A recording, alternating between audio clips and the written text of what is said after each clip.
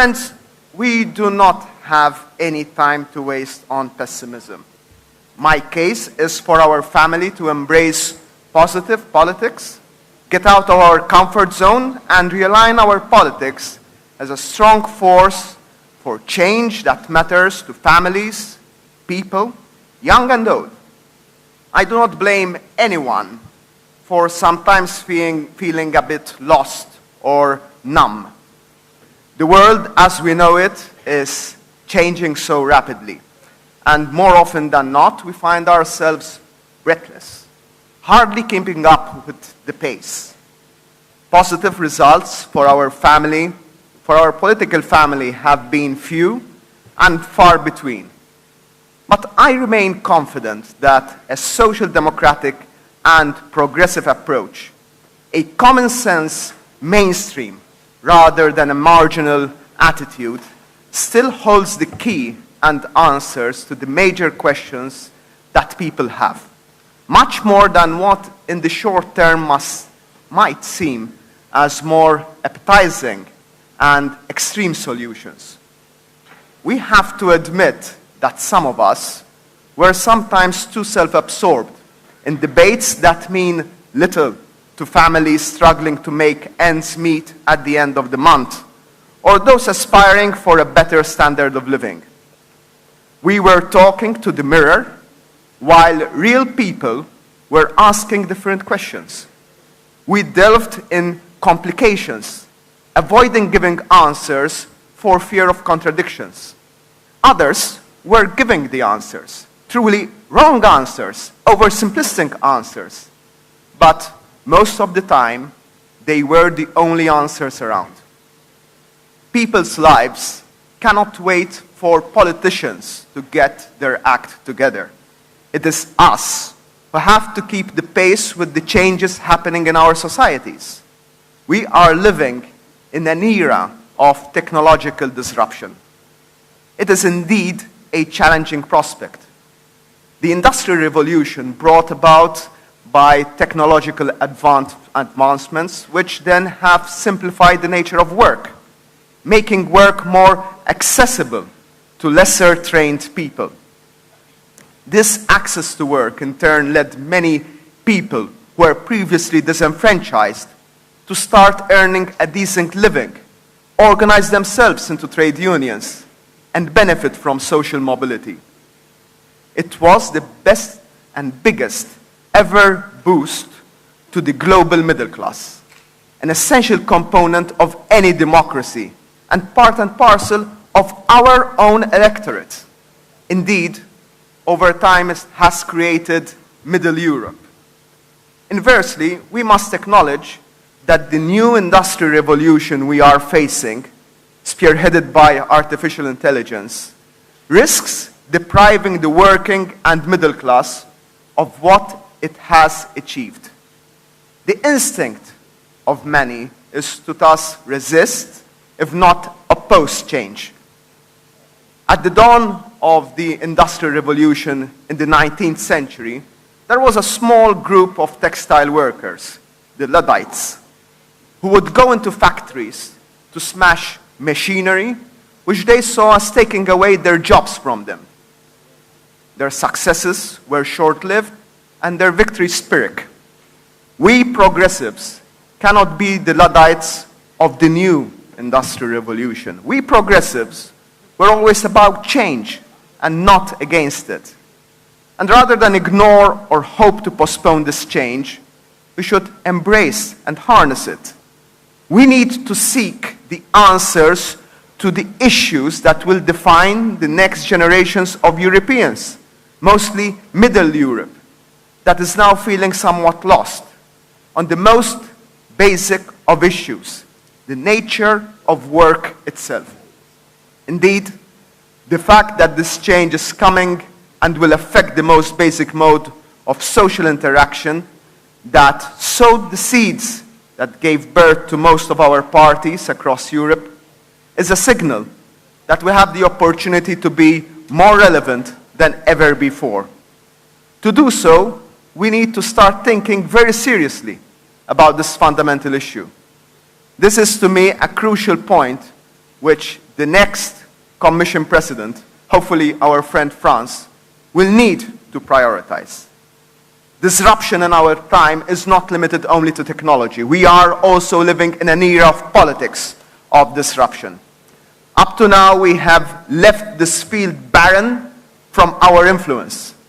It has proved fertile for others, from the United States to the United Kingdom, the results of which are known to all. It is about time to start some disruption of our own.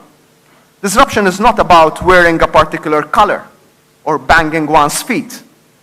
A politics of progressive disruption is one where we challenge, we surprise, we provoke. We should not fear to do so in all areas outside our comfort zone. Years back, a seasoned statesman told me that when a conservative politician steals one of our good ideas, and there have been quite a few of them, he or she is called smart. But when one of us takes a sensible policy from somewhere else, we call him a traitor. Well, if we want to succeed, and we can succeed, we have to go where we think we cannot venture. If voters trust us on social justice, we must not be afraid to venture on economic governance. If people agree with us on human rights, we must speak to them about security and crime too. If people believe us on Europe, we should also say that it does not mean that we love our countries less. Actually, it means we want our country to be stronger because it is walking with others and not going on our own that we are stronger. The answer does not lie in us being defenders of the status quo or reminiscing on our past. After all, the great successes of our movement came when we broke with the past. If politics were the music industry, we simply cannot hope that people will turn back to using cassette tapes or a Walkman, a gadget that my 11-year-old twin daughters examined with archaeological fascination when they found one in the attic box. Put simply, we have to be the Spotify, not the Walkman of politics, however cool that might have looked in the Guardians of Galaxy movie. We are models, and there are models even in politics, in progressive politics, that work, especially if we understand the historic moment we are in, open our doors, and work in close proximity with all those who want Europe to move forward, who want more unity, not division, who stand for optimism and not pandering to anger. Portugal and Antonio are one clear example. Spain and Pedro are another. The smallest member state of the European Union, we are making the case for progressive politics. We are not heaven on earth, and we have our fair share of problematic issues and challenges. But our progressive politics and economic model is working for our citizens. We embarked on a project of social justice and economic empowerment, one that did not fear espousing a model of growth, which works for those that are most disadvantaged.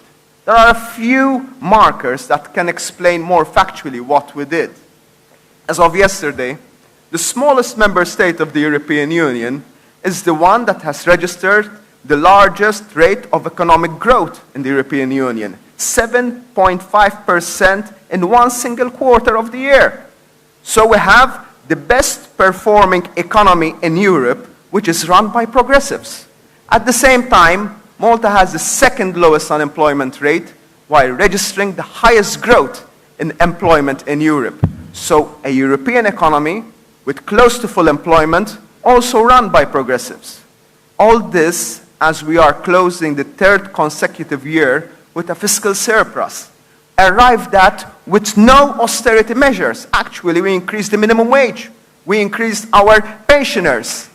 Absolutely no austerity measures. Because sensible policies, economic growth, and fiscal responsibility do stand together side by side. So a fiscal surplus with no austerity is run by socialists. We managed to do this by believing in enterprise and business, that they are important engines of our economy, and we should not be afraid of talking about business, but also by having the state that supports and empowers individuals that fall behind, helping them not by giving handouts, but by making it easier for them to work and earn a living. Making work pay was our approach to help individuals move up the social ladder. We did this by being innovative, disruptive. Women before were staying more at home and giving up finding a job. Childcare costs were the single biggest barrier to entry in the labor market. Our solution was to introduce free, universal childcare to all parents that work. The first and only European Union member state to do so. All schooling and transport costs for school are now free of charge. All this led to a drastic increase in female participation in the labor market, leading thousands of women to be economically independent for the first time in their lives. And that makes a huge difference. It makes a huge difference, especially for women who are in an abusive relationship, because it makes it easier for them to finally walk away from that abusive relationship. Economic independence that leads to emancipation. And the progressives are doing that. Now we are setting our sight on destroying the glass ceiling on female participation in politics by introducing affirmative action that will continue to change our society. While we are reviving our country economically and fighting the roots of poverty that stems from unemployment, we also are moving with other reforms. We legislated in favor of equal marriage and opened adoption rights for everyone. We introduced the world's most progressive legislation on gender identity for transgender persons, even introducing the X marker in our documents. We outlawed conversion therapies. Equality has become a mainstay in all our laws.